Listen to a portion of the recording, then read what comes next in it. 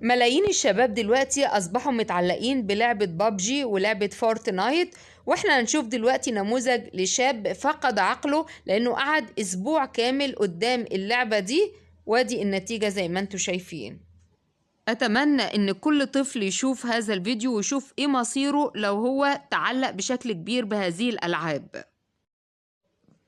طيب، على الشمال فيديو لهذا الشاب قبل ما يفقد عقله، وعلى اليمين بعد ما قعد فترة طويلة على هذه اللعبة. بتمنى ان انتوا تشيروا الفيديو ده عشان يكون عظة لكل طفل او شاب قاعد 24 ساعة على النت او على هذه الالعاب. هنشوف دلوقتي نماذج لبعض الشباب اللي ادمنت برضو اللعب وماسك التليفون. ادي هذا الشاب وهو نايم ايده في وضعية انه ماسك التليفون. اللي التقط له هذا الفيديو اخوه اللي دلوقتي هيحط الهاتف بين ايديه عشان يشرح لنا هو ليه ايده في هذه الوضعية.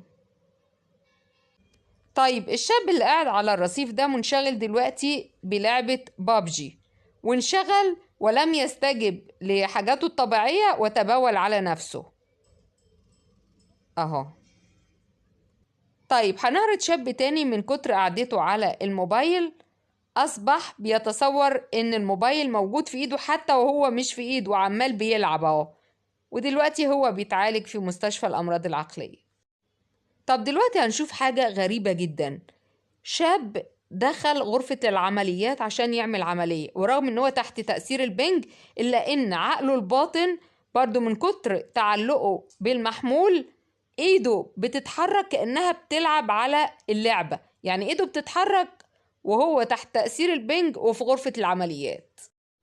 أتمنى إن احنا نشير الفيديو ده عشان كل واحد وصل لمرحلة الإدمان سواء على الكمبيوتر أو الموبايل أو هذه الألعاب اللي أعدائنا صنعوها عشان يلهوا بيها شبابنا. أتمنى إن احنا نشير الفيديو ده عشان كل واحد يعرف إيه مصيره لو هو وصل لمرحلة إدمان الإنترنت.